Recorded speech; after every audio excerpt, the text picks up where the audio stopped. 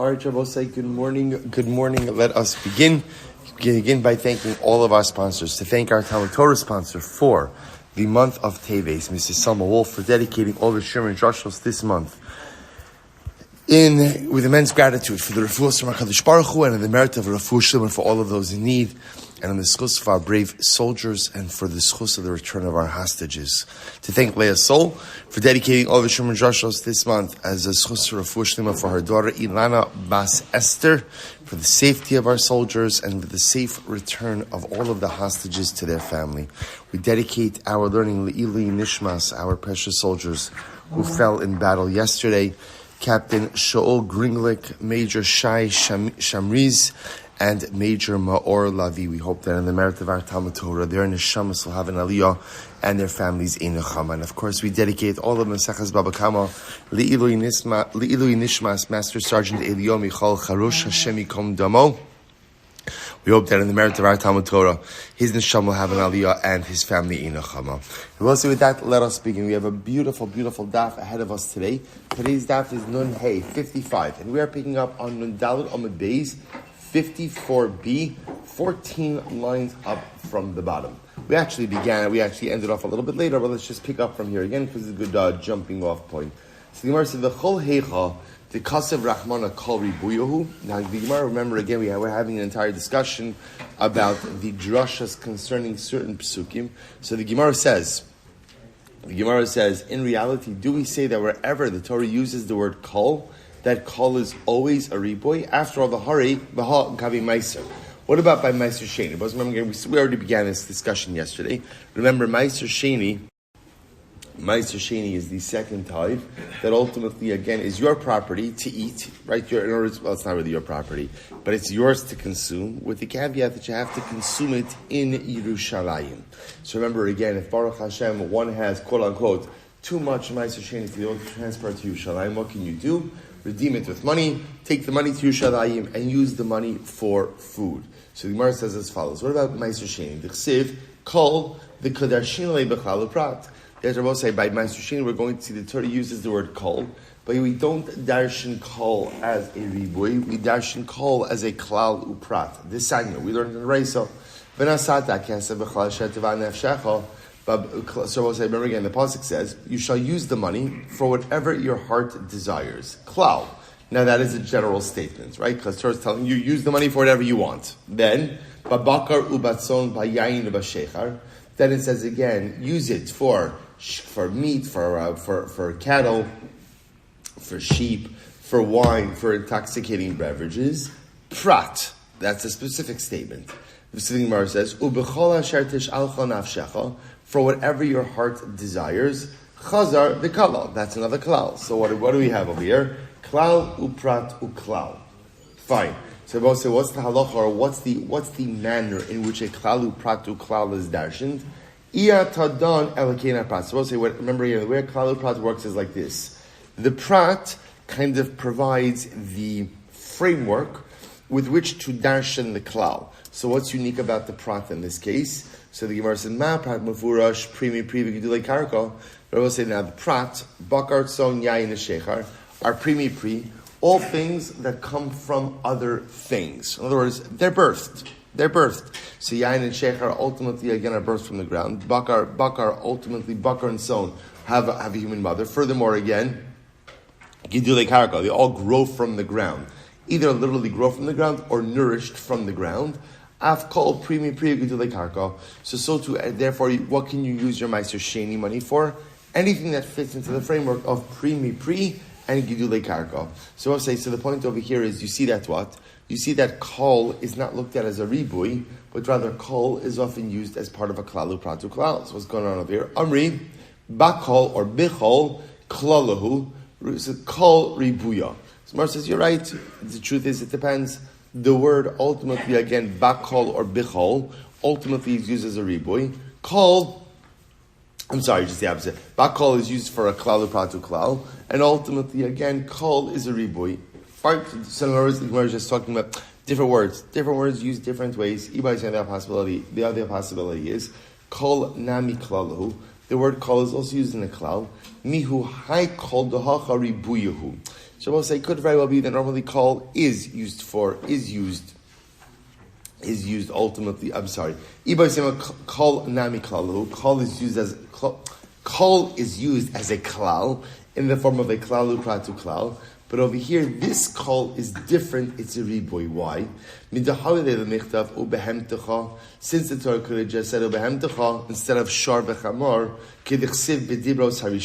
as it says in the first set of dibros, because of the chol behemtecha, and instead it says the chol behemtecha, shma mina ribuya. Therefore, we'll say again, it's an extraneous word. Therefore, it must be used as a riboy. So the Gemara says, hashta da amrit kol ribuyahu.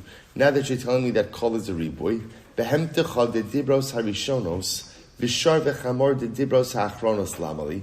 So if that's the case, then why do I need behemtecha on the first set of dibros and shar and chamor on the second set of dibros? Amri shar la'agmure shar la'chasima. So we'll say this goes back to yesterday's daf. I need shar, ultimately, so they can provide for the gzera shava of shar by muzzling. Chamor la'agmure chamor leprika. And I need chamor to teach you the gzera shava, ultimately, again, for the obligation to unload an overburdened animal. Behemtecha la'agmure behemtecha l'kilayim. And the word behemtecha ultimately comes teaching the gzera shava of behemtecha for kilayim. Ihaki, if that's the case, afilu adam litzar. If that's the case, then you should include adam. In other words, I will say, what about the prohibition to, let's say, remember again, that the law of kilayim says you cannot hitch two animals of different species to the same yoke to plow a field. So maybe you should include adam. Rashi says over here, adam nami litzar. Limshoch b'karn in behema, d'ha gabi Shabbos musar ki behema. As well say, so maybe ultimately, since we're learning out the prohibition of kilayim from Shabbos, so we should say that just like a person is obligated in Shabbos, so to a person you can't hitch a person and an animal to the same yoke. Alamatanan, why did we learn adam mutar in kulan lachrosh v'limshach? Yet Rabbi said we know that the halacha of kilayim, right, of going ahead and plowing a field with two different species doesn't apply to people. In other words, technically speaking, if a person, right, Ruvain wants to help out with the plowing, so Shimon hitches him to the yoke together with an ox, that's not kilayim. To which the Gemara says, Amra Papa, Papunoi Yoda Taima Hamilsa. Right, so Papa says, the Papunoi know the reason for this halacha. Umanu Rav Acha Bar Yaakov, Amrakra, Laman Yanuach Avdecha Va'amascha kamocha. So the pasuk says, your servant and your maidservant shall rest on Shabbos like you. Lahanocha hikashtiv v'lo davar achar.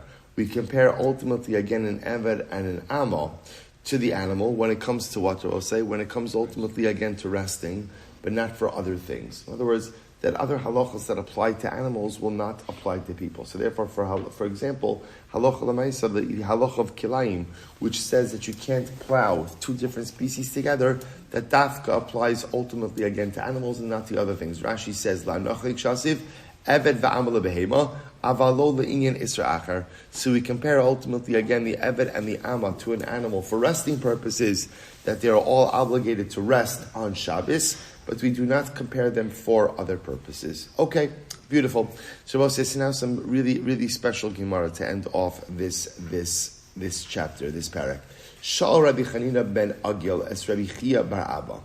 Mipnei ma b'dibros harishonos. Shabbos says now, by the way, just because the Gemara mentioned dibros rishonos, dibros achronos, right? Again, specifically that the commandment of Shabbos in both dibros, in both sets of commandments, that kind of sets the stage for the Gemara that is coming ahead of us over here. So, Shar Rabbi Chanina ben Agil is Rabbi Chia bar Abba. So, Rabbi Chanina ben Agil asked the following question of Rabbi Chia bar Abba: Mipnei ma b'dibros harishonos lo ne'emar bahem tov, u'b'dibros ha'achronos ne'emar bahem tov. So, Rabbi say, so here was the following question: why is it that in the first set of commandments the Torah doesn't use the word tov, and in the second set of commandments, top of Nun Hey, 55a, the Torah does use the word tov? Now, both say, what are we talking about over here? Take a look at the top Rashi on Nun Hey with Aleph 55a. Rashi says, Nemar bahen tov, gabe kibut av va'in dichsiv bahem leman yitav lach. So I will say, this is interesting. By the first set of commandments, the Torah says, Kabed es avicha v'esimecha, honor your parents, okay? In the second set of commandments, the Torah says, same commandment, but adds in the phrase, it should be good for you. So it doesn't say that in the first set of commandments. So why is that? Why is there no tov by the first set of dibros, and yes tov, or included tov, the benefit, the good that comes by honoring your parents?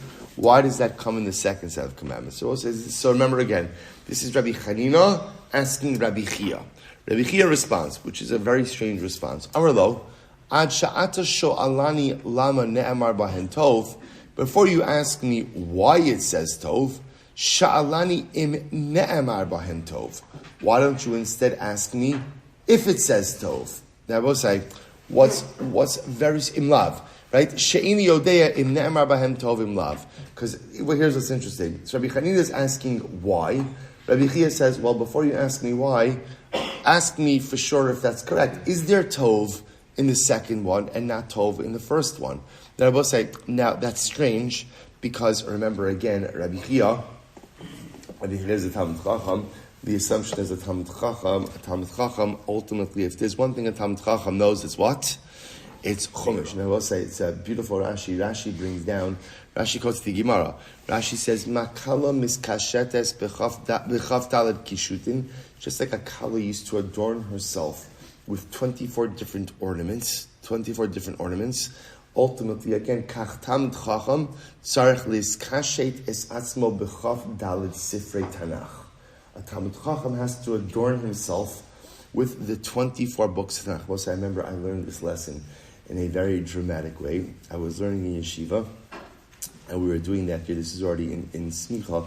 We were doing Maseches Chulin, and I had a Rebbe, Reuven Katz, who was one of my favorite Rebbeim. He was a European Rav. He received Smicha from Esther Zalman Meltzer. So just like to show you like old school. So I remember one time we were learning Chulin. So we get up to the pasuk, V'kara l'cha v'achalta misivcho. Pasuk says, talking about Shechita.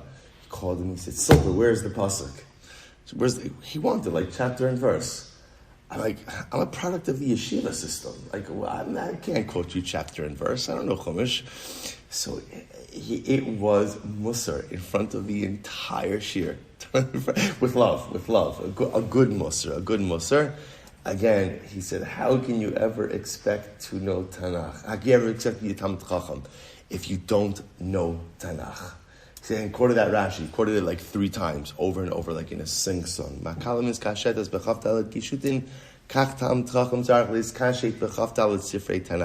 It's an interesting thing in our educational system. In Eretz Yisrael, you find this much more, that there is an emphasis on learning Tanakh, knowing Tanakh, mastering Tanakh, and then moving on to other bodies of knowledge. Everything is based on Tanakh. In any event, so my point over here is, it's interesting that Rabbi Chia says, before you ask me why, how do you know for sure that there's tov? So we'll say Rabbi Chia didn't know the pasuk.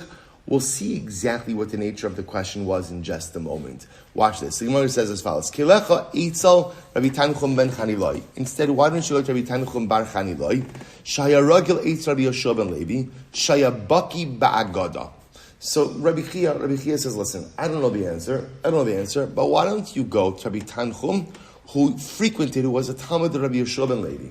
And Rabbi Yoshua ben Levi could go ahead and Rabbi Yoshua ben Levi might have taught him something over the years. It was a Baki Nagada, Azal Lagabe, so Rabbi Chanina goes to Rabbi Tanchum, so Amar Le Mimenu Lo Shamati. So Rabbi Tanchum says, listen, I never heard anything about this from Rabbi Yoshua ben Levi, right? But Elakach Amar Rabbi Shmuel bar Nachum, Achi imo shel Rav Acha b'Rabbi Chanina. But here's what I heard from Shmuel, the son of Nachum, right? The brother of the mother of Rabbi Acha, Rabbi Chanina, right? The Amrila, Avi imo Rabbi Chanina, Avi imo Rabbi Achi, Rabbi Chanina. Others say, ultimately again, he was the father of the mother of Rabbi Acha, Rabbi Chanina. Okay, so here's what I heard from this man, Shmuel bar Nachum, right? Shmuel bar Nachum. Hoil v'sofan l'shtaber. Right? So the Gemara says, listen to what the answer was. Why isn't Tov included in the first set of Dibros? Because we both say the first luchos were broken. So we'll say, before we go on, now we're going to say actually what Rabbi Chia thought the question was, right? So watch what's happening over here. Rabbi Chanina goes over to Rabbi Chia and he says, why is it that the Torah doesn't use the word tov in conjunction with the mitzvah to honor your parents in the first set of commandments, but does use the word tov in conjunction with the same in the second set of commandments? It's clear from the answer that Rabbi Chia assumed that what he was asking was as follows. In the luchos that Moshe Rabbeinu brought down, in the luchos, was there tov in the second one, but not in the first? In other words, did the luchos kind of mirror, the two sets of luchos mirror the two sets of commandments that we have in the Torah? Or perhaps were the luchos written in a different way? That was the question. It's not a question about what's written in the Chumash. It was a question about how the luchos were set up. So the Chumash has it that there's no tov in the first set, in the first time the Aseres HaDibros are recorded in the Chumash, and it has tov in the second time. What was it like by the luchos? What was it like by the luchos? So in other words, let me say it differently, one more time. So the way that Rabbi Chanina asks the question was, why is it that tov wasn't written in the first set of luchos, but was written in the second set of luchos? So Rabbi Chia says, oh, 1 second, I don't know that to be true. I just don't know that to be true. In other words, we all know how it's written in the Chumash, but you're presupposing that the way it's written in the Chumash was the way it was written in the luchos as well. That the first set of luchos didn't have tov by honoring your parents, and ultimately, again, the second set of luchos did. All Rabbi Chanina is saying, all Rabbi Chia is saying is, I don't know.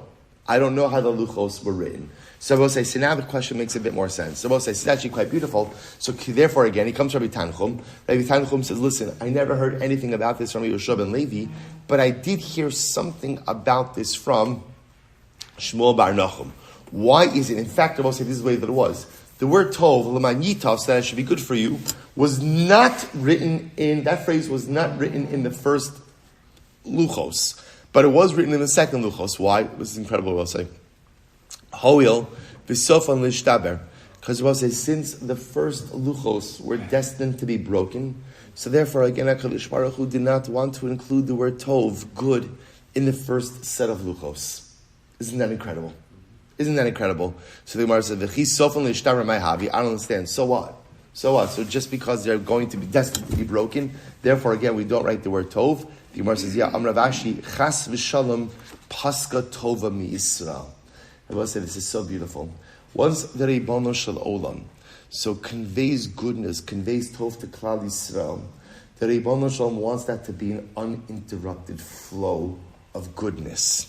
So if the word tov, l'man yitav, it should be good for you, was included in the first tablets, in the first luchos, and those luchos were broken, that would have represented a disruption to the flow of tov.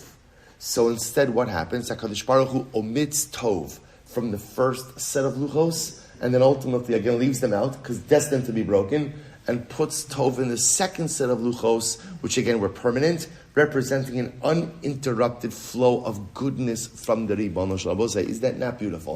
Is it not magnificently beautiful? I will say, it's also tremendous Musar Haskell. What this tells us, I will say, is that from the giving of the second set of luchos, there has been an uninterrupted flow of good from the Ribono Shel Olam. But you'll say, what about all the suffering? What about all the difficulties? What about the tragedies? So I will say, so remember again, Tov comes in different ways from HaKadosh Baruch Hu. Like the pasuk says, Mi'ito lo teitzei hara. Nothing evil ever comes from HaKadosh Baruch Hu. It's always Tov. It's always good. Sometimes the Tov puts a smile on our face, and sometimes the Tov breaks our heart into a million pieces. But every single thing that the Ribono Shel Olam does is always and only good. Gam Zula Tova, when we say, right, the statement of Nachum Ish Gamzu, that this is also for the good. Gam Zula Tova is not like the theological consolation prize when you have nothing else to say. So you just say, all right, this is also for the good. Gam Zula Tova is the most powerful theological pillar upon which our people are built. The ability to believe and try to see the good and the beauty in every single situation. That's what the Gemara is saying over here. HaKadosh Baruch Hu didn't put Tov in the first set of luchos, because if Tov were in the first set of luchos and then they're broken, and then there's a period without luchos, you might have thought that theologically there are moments in time where the goodness of HaKadosh Baruch Hu stops, and HaKadosh Baruch Hu would never want us to think that way. So what does he do? He omits it from the first, because the first there was a lapse, only puts it in the second. I will say the second luchos are in existence to this very day, right? The Aron is hidden, the ark is hidden. But Lamaisa, again, when Mashiach comes and we uncover the Aron, those same second set of luchos that came from Moshe Rabbeinu with the word Tov are still there. There is an uninterrupted flow of goodness from the Ribono Shel Olam each and every day, each and every moment of our personal and national existence. Sometimes it's clear, and sometimes it's difficult to see. But even if it's difficult to see, we believe with all of our hearts that there is an uninterrupted flow of Tov, of good, from HaKadosh Baruch Hu to us. Incredible. I'm Rabbi Shmuel. Haruah tes b'chalomo. If a person sees the word tes, the letter tes, right? Literally the letter tes, in his dream, simin yafalo, that's a good sign. My time, what's the reason for that? Someone says, Ilana mishum dechsev tov, maybe because the word tov, right? So the word tov, right? The word letter tes represents the word tov. And ultimately, again, that's a good sign. Here's the problem. Ima v'tata seha b'ma'atate hashmein. I will say, here's the problem. The word tes also is used in a negative context. For example, over here, the Gemara quotes the pasuk from Yeshaya, v'tata, literally, again, HaKadosh Baruch Hu will sweep us away with destruction. So you see over here that the letter tes also means to sweep away with destruction. So how do you know that tes means good? Torah says, you're right. Chad tes kaminon. Now, say if you see two teses, then that might make reference to this negative pasuk in Yeshaya. But one tes, you just literally see the letter tes in front of you in a dream, that stands for Tov, that's great news. So the Gemara says, what about Ema Tumasa Bishulaha? So I will say, a single tes could also refer to the pasuk in Eicha. Tumasa, literally again, the impurity is by the hem. So we'll say, so once again, tumasa, maybe tes means tumasa, impurity. How do you know it means good? To which the Gemara says, tes beis kaminon. So it means you don't just see tes, you see tes and a beis. So what's tes and a beis? Tov. The Gemara says, ema tavu ba'aretz sha'areha. Maybe not to us. Maybe tes beis is an abbreviation for tavu ba'aretz. Her walls sank into the ground. Once again, a reference to the destruction of Yerushalayim. So I will say, watch this, the first use of the word tes in the Torah. What's the first use? Well, this is actually fascinating. ad vayara lo kasiv tes. So I will say, here's what's fascinating. From the opening pasuk of Bereshis, ultimately again to the fourth pasuk of Bereshis, where it says vayara lo ki tov. Listen to this interesting piece of information. The letter tes is not used. The first time the letter tes is used in the Torah, first time the letter tes comes up, is in Parak Aleph, Pasuk Dalet, chapter 1, verse 4 of Bereshis. Where is it used? Tov. Vayar Elokim Esa'ar ki tov. Hashem saw the light and it was good. So it's beautiful. So the first time the letter tes is used in the Torah is in the word tov. So because of that, if you see tes in a dream, that is a good omen. Ultimately, again, it represents Tov. Beautiful. Rabbi Shmuel says, it was a great Gemara. Haroah hesped bechalomo. If you see a eulogy in your dream, chas alav mina shamayim upadauhu.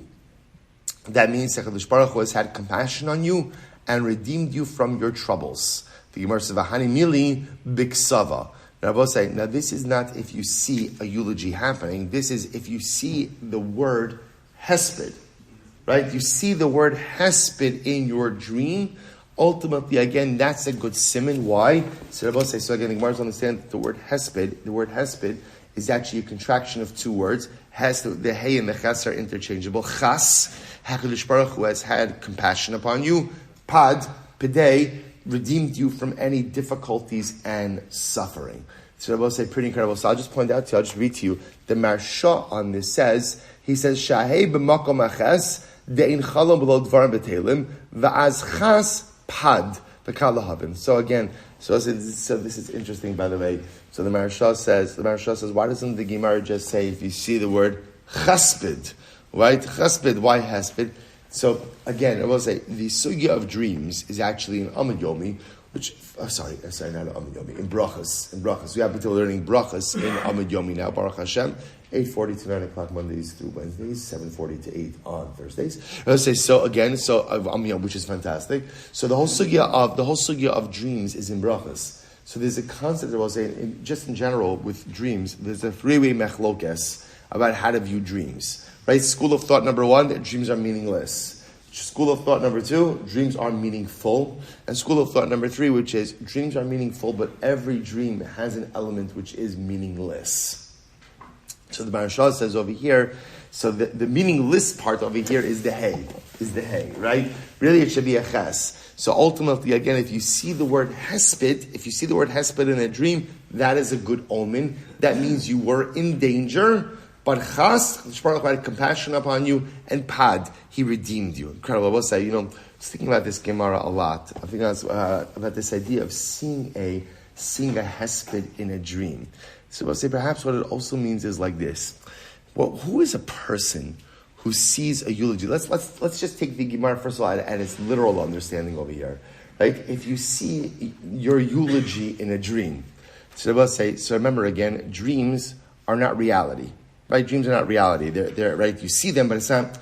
So I'll say, what's the goal of life? The goal of life is to be the kind of person who has to see their eulogy in a dream, but that eulogy doesn't have to go ahead and be spoken out in real life. What do I mean by that?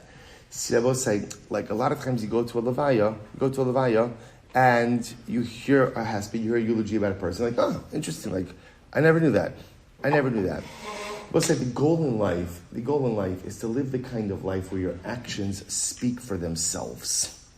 That I don't need anyone to tell the world what I do or what I don't do, because who I am, what I stand for, the values I embody are manifest in the life that I led. In other words, I will say, someone should be able to write my obituary without having to do any level of research.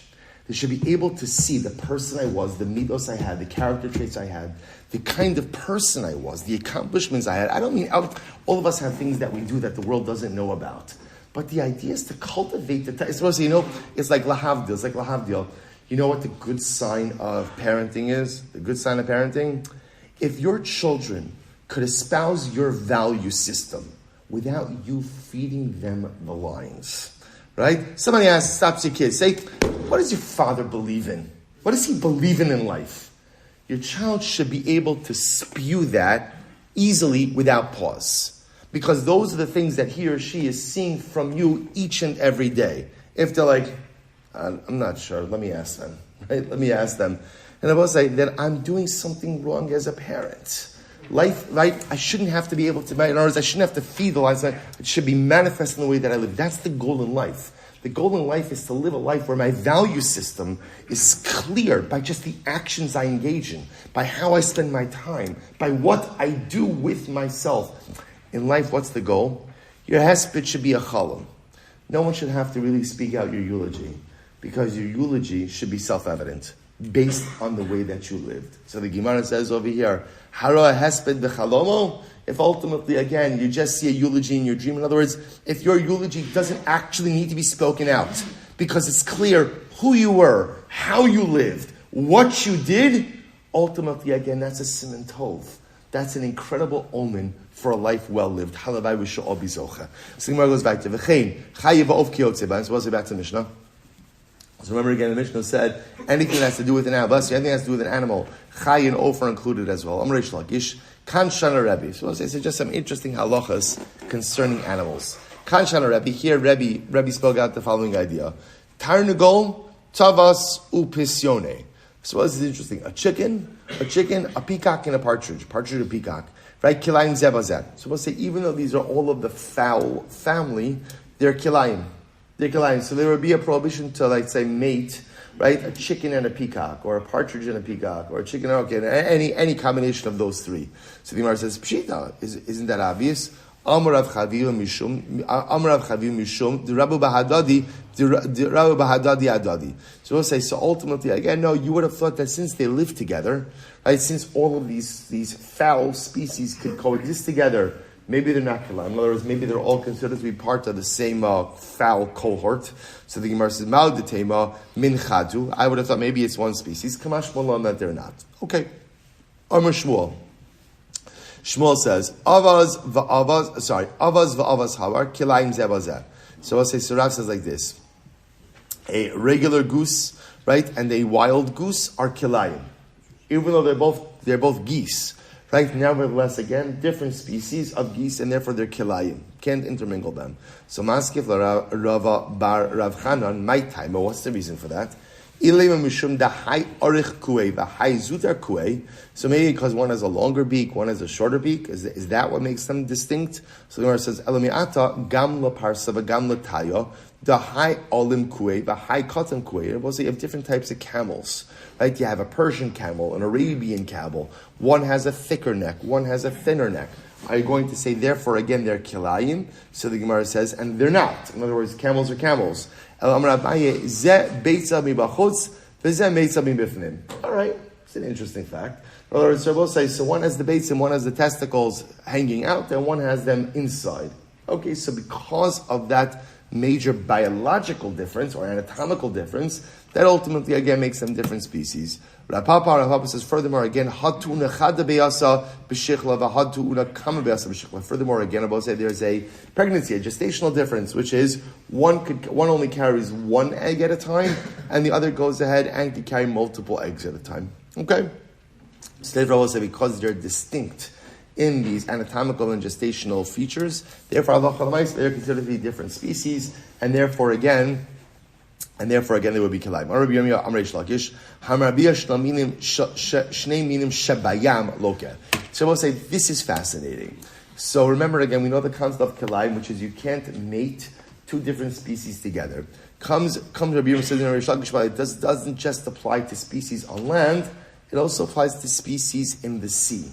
The prohibition of kilayim also applies to sea creatures. So you cannot go ahead and mate two different species of sea creatures. My time, what's the reason? Ultimately,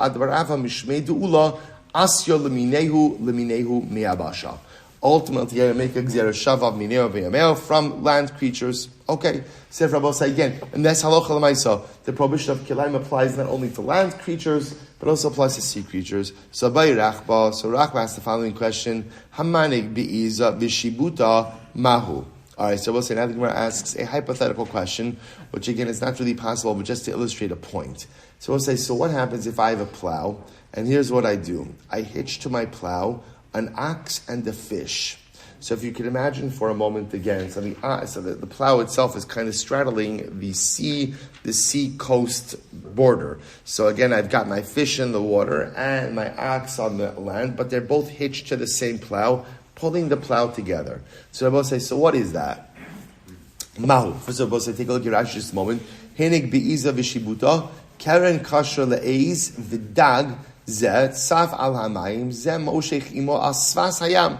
So the fish is pulling it, by the coastline, and ultimately again the ox is pulling it on the coast itself. So we'll say, so what's the halacha? Mahu mi amrinan kevan the iza lo nachas biyama v'shibuta lo salak liyabasha lo klomah. But on one hand we can say, look, the ox is not going into the water, and the fish is not coming onto land. So maybe because they're so distinct in their geographic areas, therefore again, it's not really considered to be as if remember the whole concept of kilayim is like mixing things together. But since the land and the sea are so distinct, therefore aloha l'maisa again, it's not kilayim. Or on the other hand, on the other hand, right now they are both pulling the same plow.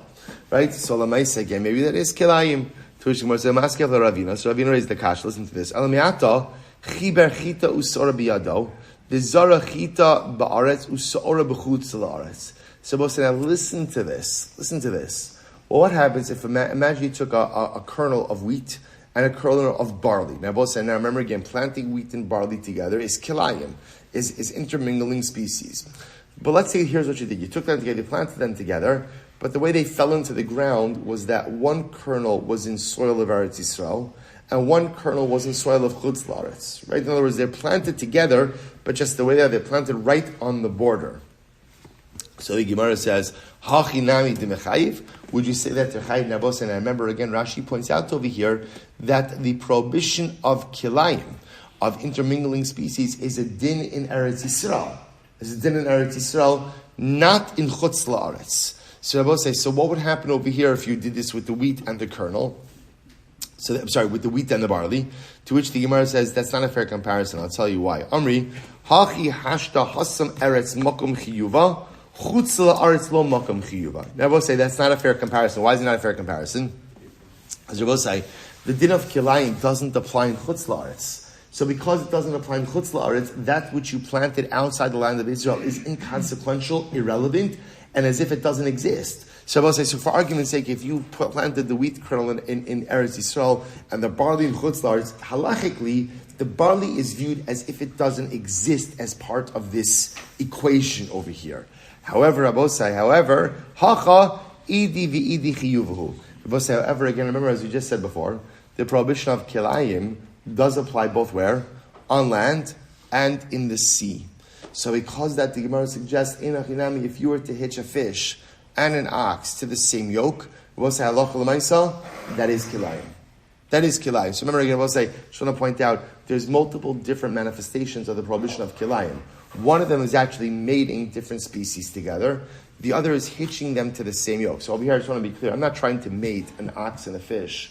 Right? What I'm doing is I'm putting them on the same yoke. So the shaila just is, since they're demarcated by such different geographic boundaries, maybe they're not considered to be mixed together. Kamash malan, they are. Why? Because since the prohibition of kilayim applies both by land and on sea, therefore that is good. So Moses says, halacha l'maisa, you cannot plow your field with an ox and a fish hitched to the same plow. However, interestingly enough, if you were to plant barley and wheat together, any two species together, but one seed were to fall in one, it's in the same charetz, it's in the same furrow, so to speak, but one part of the furrow is in chutz la'aretz, one part of the furrow is in Eretz Yisrael, that would not be kilayim. Interesting. All right, we'll say, Hadron alach, shoshnaga chasapara, mazel tov, mazel tov, mazel tov. Nun hem, a base 55 here, we'll say, brand new parak. Hakones son lodir. We'll say a person goes ahead and puts his sheep in a pen, final b'fanakarai, and he closed the pen appropriately. In other words, we'll say he took the proper steps to safeguard the sheep. So what's the halacha? V'yatza ve'zika, the sheep somehow gets out and does damage, pater. Ultimately, the owner is pater. Why is the owner pater? This is really interesting. Why is the owner pater? Because Lamaisa, I as the owner did what I had to safeguard the sheep. If somehow it gets out, that's no longer my fault. Remember again, reminiscent of what we just learned, that you have an obligation to go ahead and cover the bar. Right? If you cover the bar and there's rottage that sets in, right? And now the cover is no longer good. What's the halacha? I'm pater.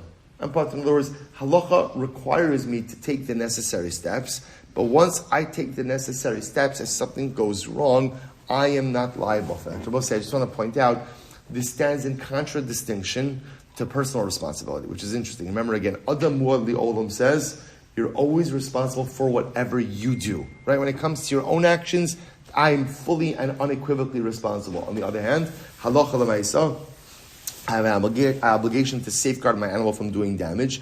As long as I've taken the appropriate steps, then I am halachically exempt. If the animal subsequently gets out, not on me. Okay. Lo nalva f'nakarai. But if you didn't go ahead and lock up the animal correctly or appropriately, the animal, the sown got out. Right? My sheep got out and ate Ruvain's produce. Chayiv. Then ultimately, again, I'm going to be liable. Let's say I locked up my sheep, but somehow again the gate came crashing down at night. Or Oshe Partsua listim, or thieves broke into my pen. And therefore, as a result, my sheep got out and did damage. Pater, once again, Pater. We'll say same idea. Because I've done what's on me. Now there's new extenuating circumstances that have been introduced. I'm not chayiv for that. Hotziua listim. I will say now, okay, so that's first part of the Mishnah. First part of the Mishnah says, I did my responsibility for safeguarding my sheep, but somehow, again, it got out. Halacha l'maisa, I am not pater. Now watch this. Let's say my sheep was stolen. Hotziua listim. So ultimately, again, if listim, robbers took my sheep, listim chayavin. So here's what's interesting about a thief. A thief in halacha becomes a quasi-owner. So therefore, again, if the thief stole my sheep, he essentially takes on ownership liability. So if the thief steals the sheep and now the sheep goes ahead and damages Reuben's property, the thief is going to be chayiv for that. Hinicha b'chama. What's interesting? Let's say again, I left my sheep in the sun. In other words, apparently animals need shade. So let's say again, I left my animal out in the sun. Or I gave my animal over to a cherishot to the cotton. The yatzav izik, and the animal got out and did damage. Chayiv. Now it's interesting that those two cases are grouped together. The idea is that if you leave the animal in the sun, it's going to go nuts, right? It's going to get very antsy, and engage in erratic behavior, get out and do damage. I'm responsible for that. I give it over ultimately again to a cherishot to the cotton. So therefore, there's no one responsible watching that animal. I am responsible for that. Next, so we'll say masra l'roa. If you give a sheep over to a shepherd, nichnas haroa tachtav. It's interesting. The shepherd assumes responsibility ultimately for the flock, for the sheep. Nafla legina bananis. We'll say, what happens if my sheep fell and it fell into Reuven's field, Reuven's garden, and ultimately again benefited? We'll discuss what that means. Mishalam is mashaynanis. It pays for what? If I, the owner, pay for what? For what the animal benefited. Good. So the Gemara says, right, fine. Yarda kidarka. What happens if the animal didn't fall, but instead the animal went into Reuven's field, just walked in, vizika, and ultimately again did damage? Mishalemes mashehezika. Ultimately again it pays for what it damaged.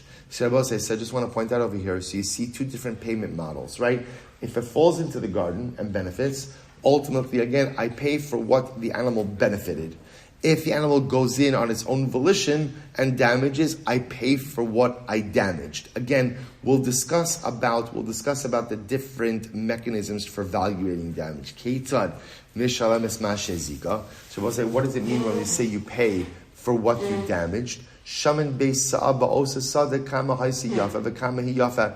So we actually just had this a few days ago. How do you assess damages? So we don't look at the row of produce. Let's say again, my sheep walked into Reuven's field, ate a row of produce. So remember again, we don't assess the value of the row of produce by itself. Rather, what do?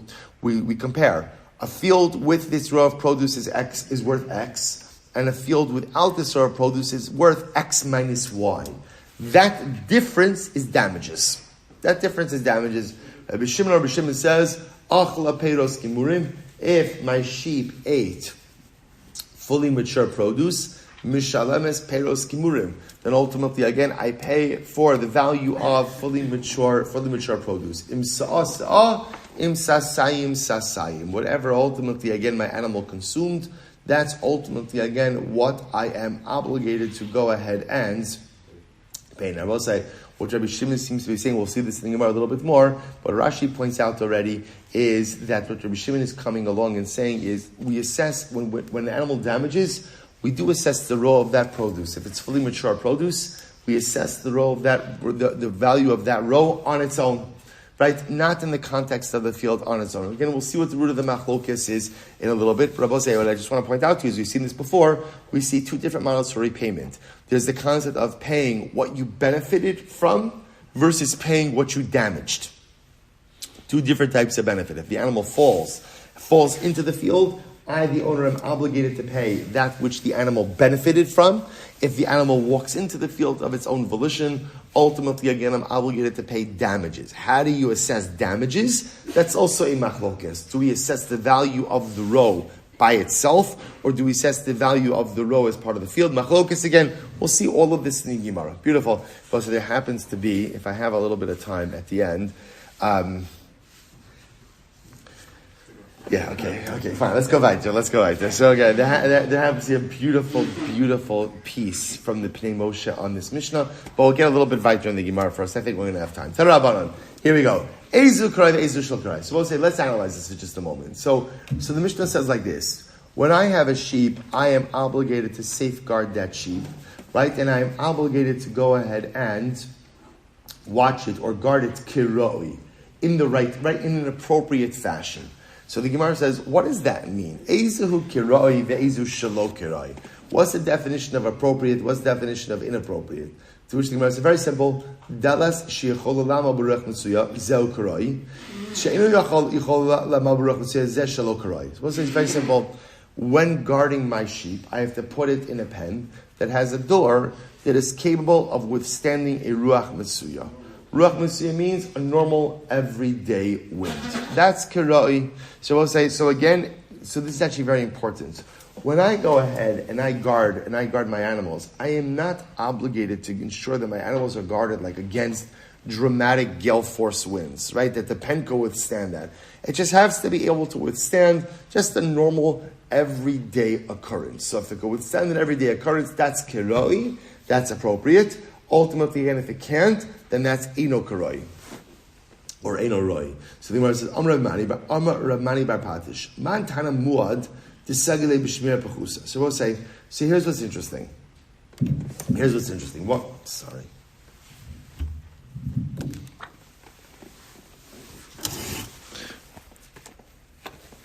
So the Gemara says like this: who is the opinion who holds that a muad ultimately, again, only needs a lower form of guarding? Now, both say, now what's going on over here? Take a look at Rashi for just a moment.